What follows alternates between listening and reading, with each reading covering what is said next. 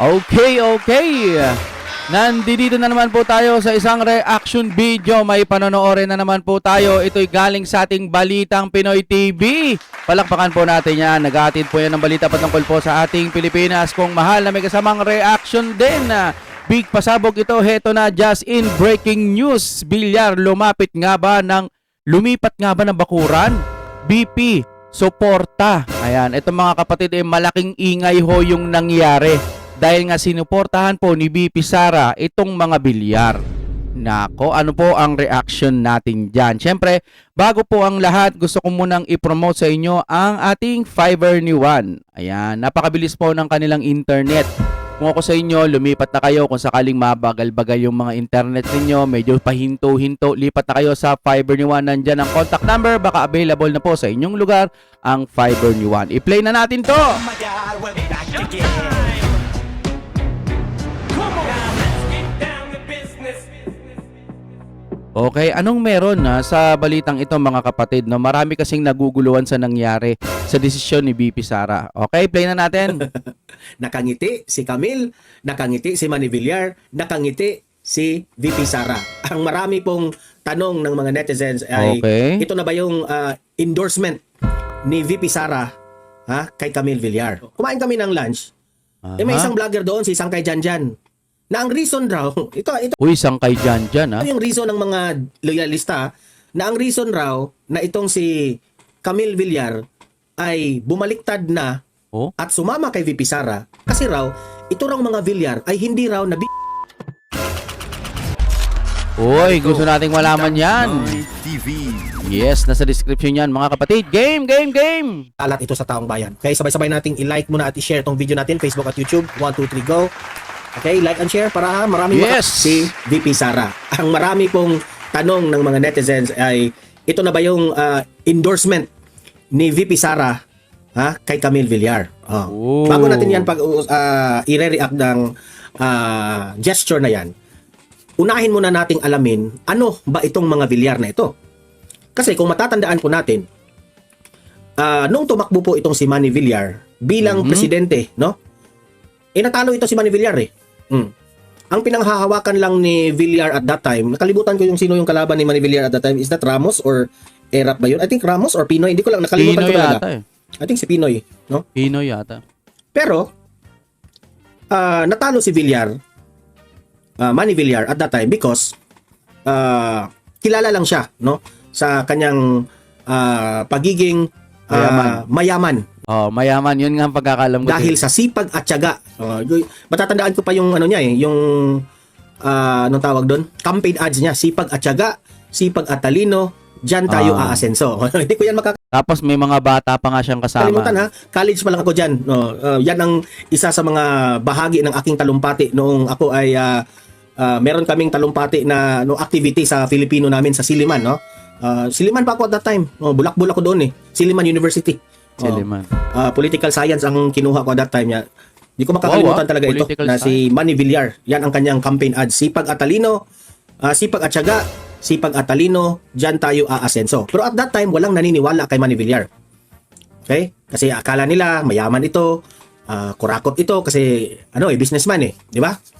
Walang naniniwala. Ngayon lang natin naiintindihan na dahil sa sipag at tiyaga, sipag at talino, ang isang tao po ay aasenso talaga.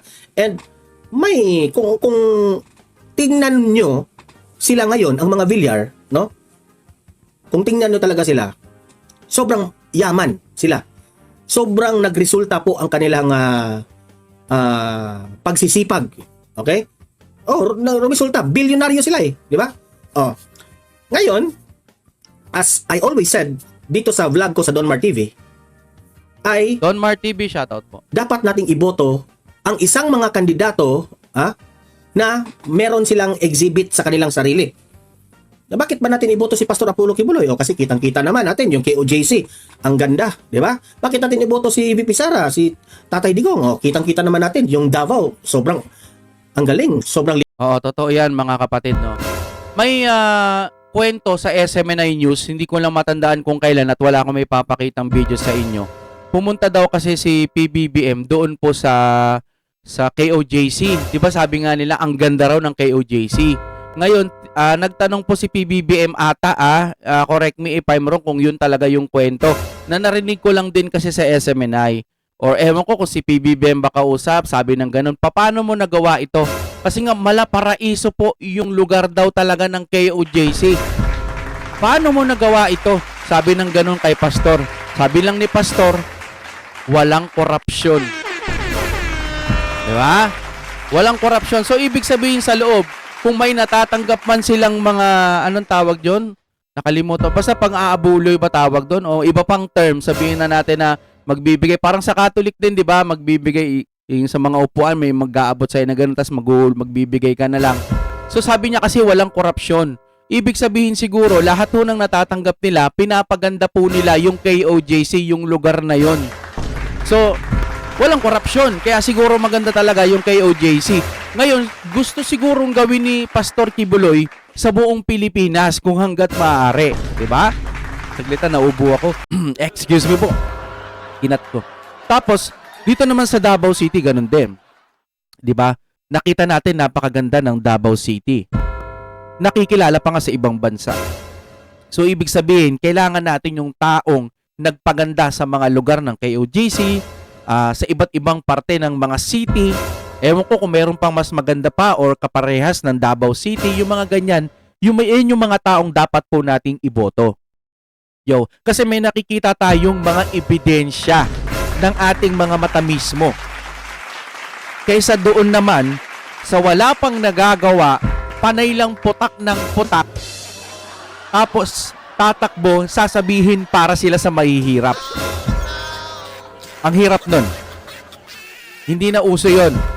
Kailangan talaga, kung tatakbo ka sa mga posisyon, kailangan may makikita muna sa'yo, kahit sa pinakamaliit na bagay man lamang. Inis, pati nga si Sharon Cuneta, asawa ni Kiko Pangilinan, humahanga dito sa mga Duterte sa Davao. So dito pa lang, alam na natin na ang mga Villar, since from the start, Duterte yan. Sila. Okay? Hello, Mike Check. Napanood ko din kay kay Sir Banat Bay, Sabi nga nila magkaibigan daw talaga yan. Pero, oo, tama, siguro, ganun na nga talaga. Kaya pwede nating iboto si Villar kung sakasakali, di ba? Pero, ang naisip ko lang, tanong lang naman, hindi porket magtatanong ka, aatake ka na, hindi ganun ho yun. Pag may katanungan ka, syempre, maghahanap ka ng kasagutan sa comment section pag magko-comment po kayo. Ang tanong ko lang, kung talagang magkakaibigan sila, bakit hindi siya umalyado doon po sa PDP, yung mga Villar nating mahal? Mababait daw yan tsaka talagang masisikap. Ngayon, di ba? Bakit hindi sila doon makialyado doon po sa mga Duterte? Yung PDP o kaya mas palakasin pa. Ano anyari? Yun lang sa akin. Siguro baka puno na. Ano ba, ilan ba doon? 11 o 10? Di ba dapat 12? So, may slot pa naman ata. Bakit hindi doon pumunta yung Villar? Doon lang naman ako naguguluhan. Baka wala akong alam. No? Pero kung talagang magkaibigan sila, doon dapat. Para sa akin lang naman. Pero kung nandun siya sa kabilang kaalyado, wala tayong magagawa. Basta ang gusto lang nila, kung gusto nilang mapaganda ang Pilipinas, magtulungan po sila. Kaso sa tuwing election lang natin naririnig yung mga ganyang pangako. No? Umaasa din ako sa Villar. Sana tama po yung ini-endorse ng ating BP Sara. Sabi niya hindi siya magpo-promote or mag-i-endorse ng mga tumatakbo. Pero ngayon, nakikita natin, ano kaya ang taktikang kanyang inilalatag ngayon? Parang unpredictable kasi si BP Sara Parang nagpapakati sa utak ng mga tao. Nagtataka nga lang ako, bakit itong si Camille Villar, dito siya sa kabila. Sa alyansa ng Bagoong Pilipinas. Sumali. Bagoong Pilipinas. Bagoong Pilipinas. Bakit doon siya umalyansa? Bakit doon? Yung unang in the first quarter sa ngayong taon. Kasi nag-a-announce na sa first quarter kung sino ang mga kalyado sa alyansa, sino yung kalyado sa PDP. Pero hindi naman kinuha si Camille Villar sa PDP. Nung kumakain kami ni Mrs. kanina nung or hindi man kinuha, sana nagpresenta. Pwedeng ganon. Kanina yung ano tawag doon? Kumain kami sa After breakfast? Ano yun? Lunch. Kumain kami ng lunch. Ay, nabubuo na ako dito eh. Nung kumain kami ng lunch ng misis ko nasa likod eh. Nasa likod ng green screen ko. Kumain kami ng lunch. May isang vlogger doon, si Sangkay Janjan. Na ang reason raw, ito yung reason ng mga loyalista, na ang reason raw na itong si Camille Villar ay bumaliktad na at sumama kay VP Sara kasi raw ito raw mga Villar ay hindi raw nabibigyan ng mga proyekto na yung mga, 'di ba, kung matatandaan natin, merong pabahay project itong si Bongbong Marcos, yung anong tawag diyan. Ako gusto kong makita yung sinasabing pabahay. Gusto kong makita ulit yan. Kung ilang peraso na o kung gaano kaganda yung pabahay ng ating Pangulo. Para naman maibalita natin dito, di ba? 1 million pabahay project every year na ipinagmayabang ng administrasyon na ito. Oo, pero 3 taon nang nakalipas, parang sinabi ata ni Auntie Claire, wala pa atang 1 milyon. Hindi raw binigyan ang itong mga Villar ng mga ganitong proyekto. Sablay yun eh. Alam mo, Sangkay dyan, sablay yung paliwanag mo doon eh. Unang-una, hindi po nangingiilangan ang mga Villar ng proyekto sa administrasyon o sa gobyerno. Unang-una, marami na po silang mga kliyente outside outside the government projects. Mayaman na yan. Bilyonaryo na yung yan, kung yan ang irarason mo, you mean to say, ang mga Villar nagtatampo sa mga administrasyon kasi hindi binigyan ng proyekto, sablay yun. Yung utak mo, Sangkay dyan, para lang ng utak ng ipis. Nako, Kuya Sangkay dyan, binanatan ka. Ako dati, dinadalo ko yung channel niya ni Kuya Sangkay, no? Pero nung medyo magkaiba na ng opinion, sila nandoon pa rin. Bumitaw na talaga ako, hindi lang medyo, talagang bumitaw na ako. Dahil nahirapan na po akong ipagtanggol ang mahal na Pangulo. Pero syempre, open pa rin tayo kung may magawa man silang magaganda. Pero para sa akin kasi Duterte is the best, no? Kasi wala po sa logic yung sinasabi mo. Unang-una, hindi po kailangan ng Villar yan. Mayaman na sila. Oo naman. Kahit hindi pa nga sila tumakbo, kahit hindi pa nga sila tatakbo sa gobyerno, hindi na sila mauubusan ng pera. At yan pa ang ipagtampo nila kay BBM na hindi sila binigyan ng proyekto. Sablay ka, dyan. Ganyan ka kabobo, sa totoo lang. Kaya dumami yung subscribers mo. Nagtataka yung asawa ko, babe, bakit ang laki ng subscriber nitong Sangkay dyan? Lumaki ang subscriber niya dahil dyan sa Talano Gold issue na yan, na in-erase mo yung video. Wala naman akong galit sa iyo, Sangkay dyan, ha? Nagsasabi lang ako ng totoo. Kung nasasaktan ka, walang personalan tayo, ha? Ako naman kay Kuya Sangkay dyan, dati naman natin kasama sa unity team yan na nagtatanggol. Nagkaiba lang ng opinion. Pero ako kasi, hanggat maaari, ayaw kong magkaroon ng mga kaaway. Kung ganyan ang opinion mo yan. Hindi ibig sabihin magkaaway na tayo. Yun, ganun.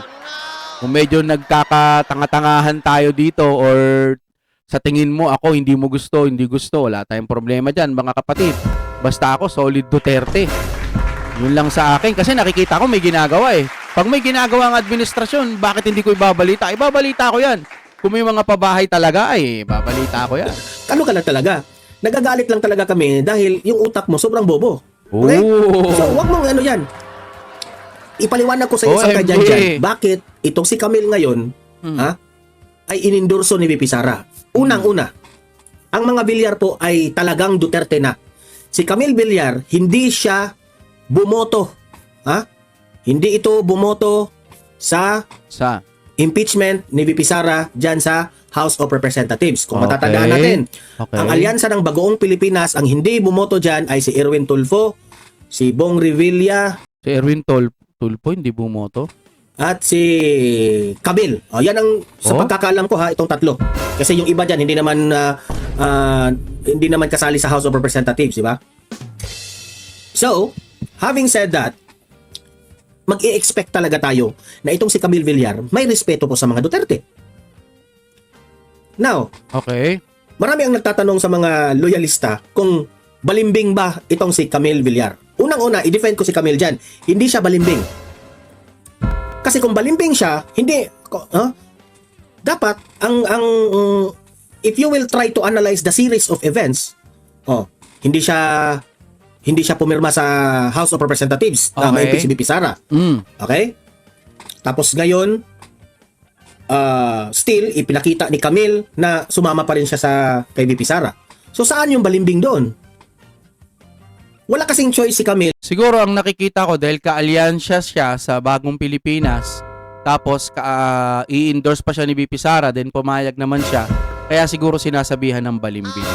Sabi naman doon sa kabilang kampo, open naman daw sila basta sinusuportahan, walang problema. Ang pinaka-importante dyan, alam nyo mga kapatid, kapag nakaupo ka na, dapat may gagawin ka. Hindi yung kapag ang dahilan mo, kaya kahit pabiro, alam nyo, kahit ito pabiro, hindi magandang maging dahilan mo kung bakit ka tatakbo para pag nagkainitan sa Senado, may aawat. Hindi mo magandang biro yon kung biro man yon. Or hindi mo pa rin alam kung ano ang batas na mga dapat mong gawin. Kung hindi mo man alam ang tawag doon, dapat may maipresenta ka man lang na pwede mong gawin pag ikaw ay uupo. Hindi yung tsaka ka palang uupo, tsaka mo palang aaralin. May mga senador ngayon mga kapatid na kumakapit sila para daw sila sa mga mahihirap. Matagal na raw silang nakakakita ng mga mahihirap.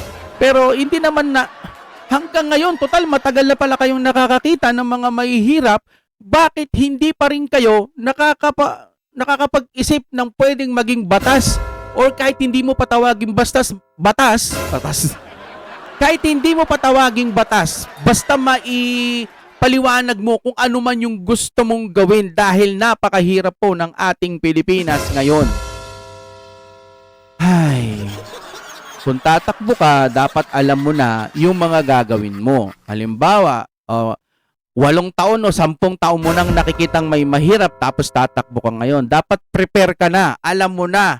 Hindi mo man alam ang pangalan ng batas, alam mo na yung gagawin mo na pwede mong pangalanan someday na yan ang magiging batas na para sa mga mahihirap. Huwag naman puro ayuda kasi may ayuda na eh. Ngayon, gumawa ka ng paraan at mag-isip ka kung ano ang dapat mong gawin para sa ating mga mahihirap. Lalo yung mga pinakamahihirap pa nating mga kababayan na masaya na sila kapag nagkaroon sila ng 200, 300. Kahit man ako, masaya na ako sa mapupulutin yun kung tumambay ka. 'Di ba? Yun po yung mga dapat natin tulungan. Para ano lang naman kung magkaroon sila ng posisyon sa gobyerno, kahit mga tagawalis man lamang o wag natin sabihin lamang, no? Mga tagawalis, tagapunas, tagatimpla ng inyong mga kape dyan, sweldohan nyo naman yan dahil hindi yan makakabawas sa yaman ng ating mga budget. Yun lamang po mga kapatid. Sana lahat man ng mga uupo ngayon, magtulungan po kayo para mapaunlad ang ating Pilipinas, hindi para mag-away-away. Madam BP Sara, alam ko, di tayo mapapanood yan, pero malay mo may magsabi sa kanya na maraming nagsasabi na madala ka na. Sarili mo ng... Kasi baka matulad, alam nyo, one miss you die. Ang nagkamali, hindi naman nagkamali, pero parang ganun na rin, sinuportahan mo. So, yung taga-kabila kahit pinakamaliit na bagay, hindi ka na po pwedeng magkamali ngayon, mahal naming BP Sara. Kahit konti, hanggat maaari, alam kong walang perpekto. Hanggat maaari, subukan mong wag nang magkamali. Kung alam mo nang bawal dumaan dito, wag ka nang dadaan doon. Pero anong ginawa mo? Nasa sa'yo yan. Sige, kami naman po mag-iisip pa rin sa mga gusto nyong i-endorse. Kung mapabilyar o kahit Amy Marcos pa yan. Pero tandaan nyo, Madam, sinusuportan at pinamahal kayo ng mga taong bayan. Pag minahal nyo rin yung mga ini-endorse nyo at nagkamali na naman kayo ng in-endorse, magsasalita na naman po kayo ng sorry at baka balang araw manlamig sa inyo ang mga tao. Kaya ang pinakamagandang gawin, dapat yung kaalyado nyo na lamang sana o yung mga PDP, yun na lang po sana ang pinush ninyo. Para sa akin lang, okay lang, sige, Bilyar gusto mo, okay, si Madam Amy gusto mo. Pero sana nag-focus na lang kayo doon sa mga PDP, i-endorse mo yung buong PDP, isa-isahin mo sila, yung mga medyo mahihina, itaas mo yung mga kamay nila, eto talaga may magagawa, yun, ganun ho sana, para talagang yung 10 na yan, pumasok. No, yun lang ang akin mga kapatid, pero no hit pa rin Madam, love na love ka pa rin namin. Wag lang sanang magkakamali ka at magsasabi ka na naman ng bandang uli, sorry. Sana tama po lahat ang pinasok nyo. Maraming salamat sa inyong panonood. Ano ko? Break it down, yo. Alike po ng ating